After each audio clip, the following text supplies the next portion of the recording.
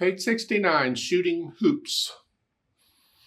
This title throws me. To me, that I don't know why they chose the title, because this to me has nothing to do with shooting hoops. It might have to do with shooting if you're using a gun, because it goes bang, bang, bang, bang, pow, pow, and all of the staccato all over. But I don't know where the hoops come from. However, that's just me.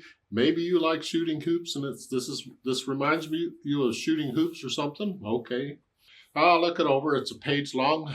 Treble bass clef, 4/4 time signature, and it's all quarter notes.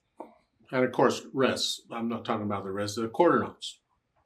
Now the hands, for the most part, are just playing one hand at a time, so I'm going to take both hands together. The right hand starts here. That puts the hand here. That's C position there. And the left hand starts from here, and that puts it here. And that's C position here, so we're still in C position. That's quarter notes. 1, 2, 3, 4. I go a little fast. You take it at your speed, and you can hesitate right now. It's okay. We're just after the right notes and rhythms. Now, when you get to measure 8, both hands are playing same note names, just different fingers. Here, rest, and then when you get to measure 16, they're playing the same note names, just different fingers. Both third fingers are together. Okay. So once I get the notes and the rhythms worked out, then I'll go back over it slowly and get rid of the hesitations. A steady beat throughout the whole thing. We'll do the speed later, just right now, no hesitations. And then I add the articulation, and that's the staccatos, and it's all staccatos. I'm flexing it here. Here's short, I'm on the key and I bounce off. All staccatos throughout the whole thing. Now you could experiment with the staccatos. Maybe you don't want short staccatos. Maybe you want long staccatos. Just separate the notes. Still doing this with the wrist. It's just I'm not bouncing off real quick. I'm holding it down a little bit before I come up. It's a different effect. Then once I do the articulation, I add the dynamics. Loud, it's all melody. Whatever you think loud is.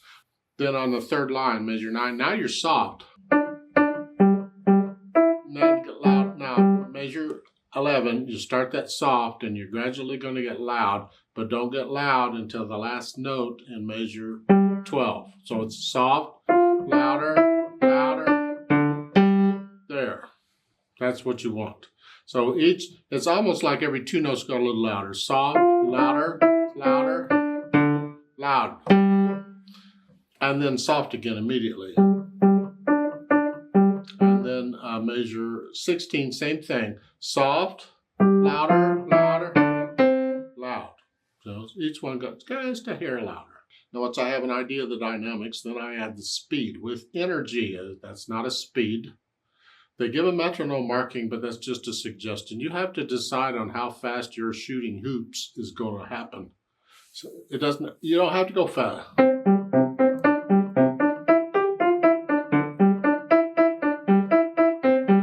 You know, that's nice. It feels good, but you don't have to go that fast.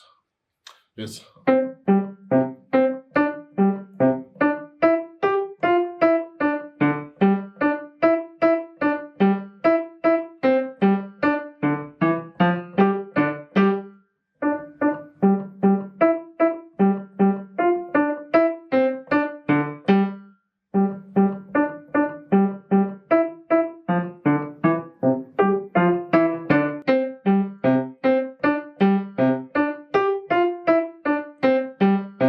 my shooting hoops for now. With another cup of coffee or 2, that would change, or a glass of wine, who knows. Remember the natural accents. 1, 2, 3, 4. 1. If you're having a trouble feeling them, then exaggerate them. 2.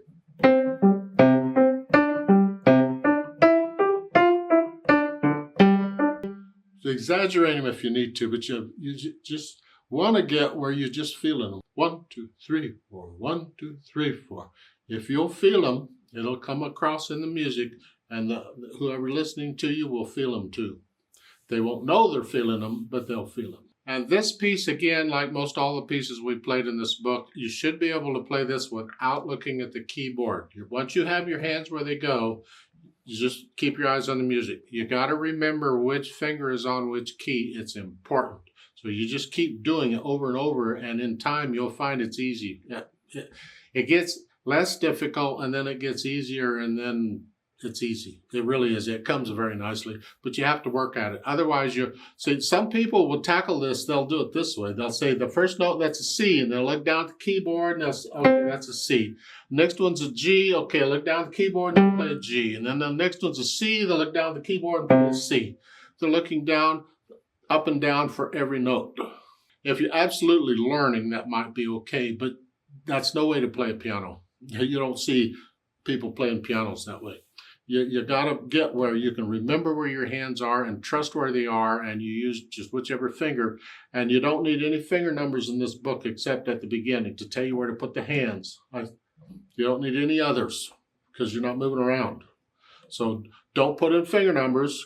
Don't be reading finger numbers, and you don't need to put in the names of the notes in the music. I hope you know the names of these notes in this music now, by now. If you don't, you really need to start the book again. You're going too fast. You got to know the names of the notes in the music. So just drill yourself over and over and over. Do the play it and say it drill. So just forget the rhythm. Just say and play. It's C, G, C, C, D, G, C, D, E, G. So you know the names of those notes instantly. Just keep drilling yourself. It does come eventually. A few years it might, but it comes. Now, once you can play this, at least slowly with no hesitation, let's play it together and check the notes and the rhythms. I'll give us 4 counts. I'm not going to do the dynamics. We don't do louds and softs. We're not performing it, but I will do the staccatos. 1, 2, ready, go.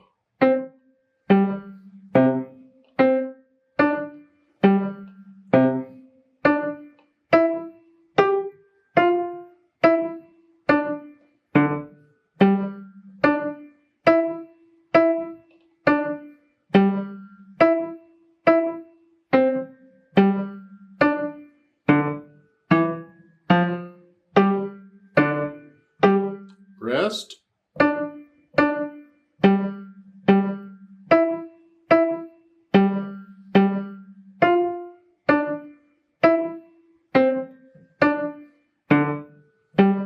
Rest.